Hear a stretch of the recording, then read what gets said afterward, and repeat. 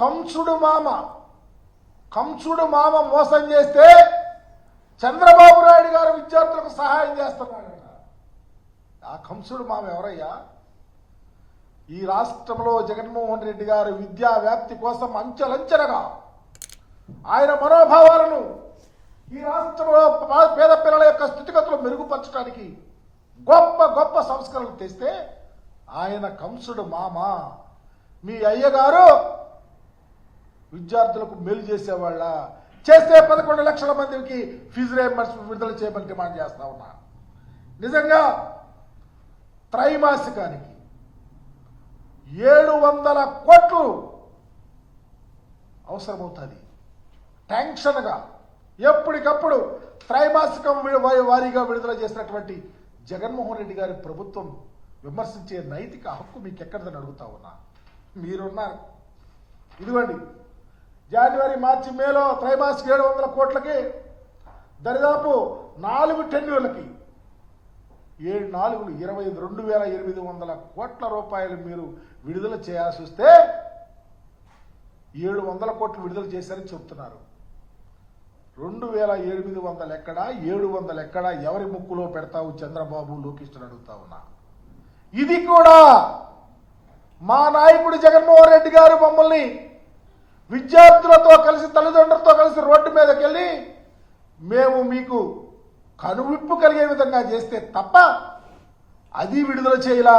ఆ విడుదల చేసిన 700 కోట్లు కూడా కాలేజీలకు రాలేదని చెప్పే పరిస్థితి ఈ రాష్ట్రంలో తీసుకొచ్చారంటే మీ పరిపాలన సరళి ఎంత నిక్కచ్చిగా ఉందో, చిత్తశుద్ధితో ఉందో విద్యార్థుల మీద అర్థం చేసుకోమని అడుగుతా ఉన్నా.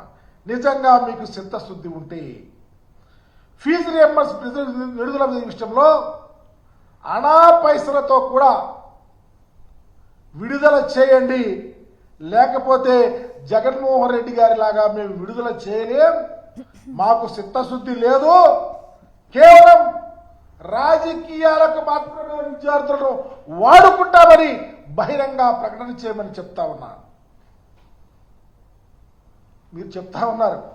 నిన్నే గౌరవ ముఖ్యమంత్రి గారు నూజివీడులో మాట్లాడారు. గల్లాపేట ఖాళీ అయిందంట. మీకు తెలియదా?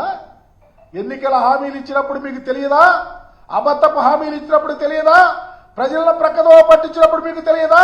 ప్రజలను మోసం చేసినప్పుడు మీకు తెలియదా?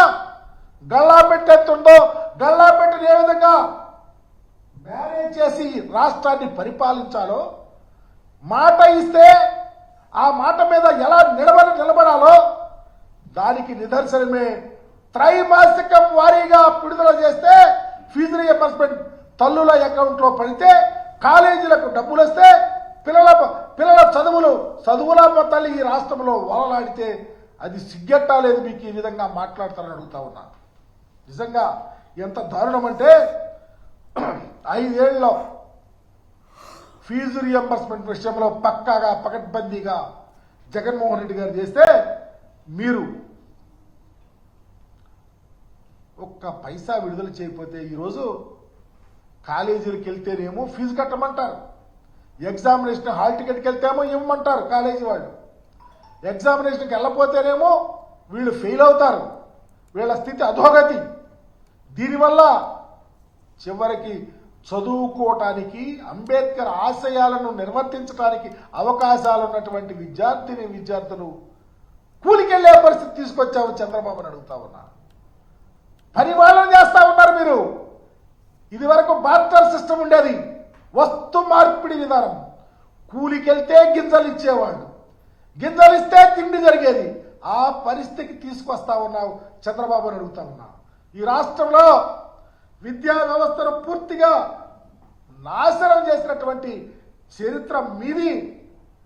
దరిదాపు మేము ఇందాకనే చెప్పాం, త్రైమాసికానికి 700 కోట్లు అయితే సంవత్సరానికి దరిదాపు 2,800 కోట్లు విద్యా దీవెనకి విడుదల చేస్తే, వసతి దీవెన కింద హాస్టల్ ఖర్చుల నిమిత్తం 11,000 కోట్ల రూపాయలు విడుదల చేస్తే, వెరసి 3,900 కోట్లు ఫీజు రీయింబర్స్మెంట్ విషయం కానీ, వసతి దీవెన విషయం కానీ విడుదల చేయాల్సి వస్తే మీరు ఎందుకు విడుదల చేయలేకపోయారో చెప్పమని అడుగుతా ఉన్నాం. చెప్పలే